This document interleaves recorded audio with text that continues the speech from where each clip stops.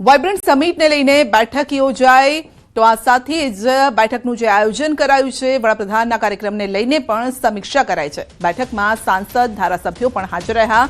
બેઠકમાં અધિકારીઓ પદાધિકારીઓ પણ હાજર રહ્યા હતા। તો વડાપ્રધાનના કાર્યક્રમને લઈને રાજકોટમાં સમીક્ષા બેઠક યોજાઈ છે કારણ કે વડાપ્રધાન આવી રહ્યા છે, સોમનાથ પણ જવાના છે। આ માટે રાજકોટમાં પણ ડેપ્યુટી સીએમની અધ્યક્ષતામાં બેઠકનું આયોજન કરાયું છે।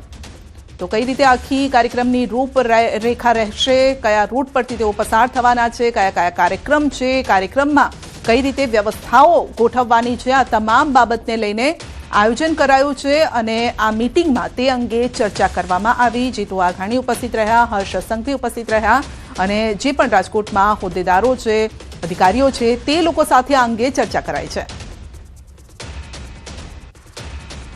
તો આ તરફ વાઇબ્રન્ટ સમિટનો પ્રારંભ 11મીથી થશે। પીએમ મોદીના હસ્તે વાઇબ્રન્ટ સમિટનું ઉદ્ઘાટન થશે। 5000થી વધુ ઉદ્યોગ જગતના દિગ્ગજો હાજર રહેશે। રોકાણકર્તાઓ અને નીતિ નિર્માતાઓ પણ હાજરી આપશે। તો પીએમ મોદીના હસ્તે વાઇબ્રન્ટ સમિટનું ઉદ્ઘાટન। પીએમ મોદી આવી રહ્યા છે ગુજરાત, અલગ અલગ તેમના કાર્યક્રમો અને મુખ્ય કાર્યક્રમ વાઇબ્રન્ટ સમિટનું ઉદ્ઘાટન તેમના હસ્તે।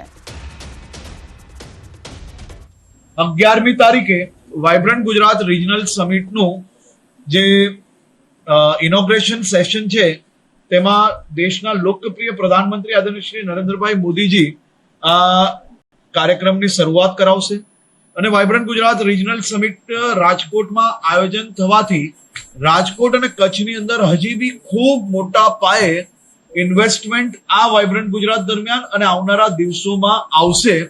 આદરણીય પ્રધાનમંત્રી શ્રી પોતે જ્યારે વાઇબ્રન્ટ ગુજરાત રિજનલ સમિટમાં રાજકોટ આવતા હોય તો એનાથી બી રાજકોટની અંદર મેન્યુફેક્ચરિંગ સેક્ટરમાં એક ખૂબ મોટું સ્થાન બનવા તરફ આગળ વધી રહ્યું છે।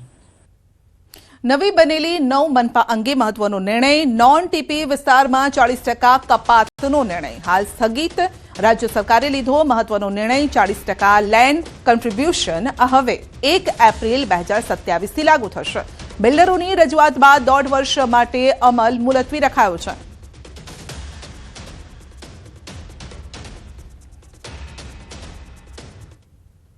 નવસારી શહેર આમ આદમી પાર્ટીના પ્રભારી પ્રદીપ મિશ્રા સામે નોંધાયો છે ગુનો। ઘર ખરીદવા માટે લોન લઈ લોન ધારકને પરત ન આપી છેતરપિંડી કરતા નોંધાયો ગુનો। આરોપીએ 69.55 લાખની છેતરપિંડી કર્યાનો ગુનો નવસારી શહેર પોલીસ મથકે નોંધાયો છે। તો સુરતમાં સસ્તા અનાજના દુકાનદાર પાસે હપ્તો લેનાર આપના કાર્યકર બાદ હવે નવસારી શહેરમાં પણ આમ આદમી પાર્ટીના કાર્યકર સામે ગુનો નોંધાયો છે। ગુનો આચરી પ્રદીપ મિશ્રા ફરાર થયા છે અને પોલીસે શોધખોળ આદરી છે।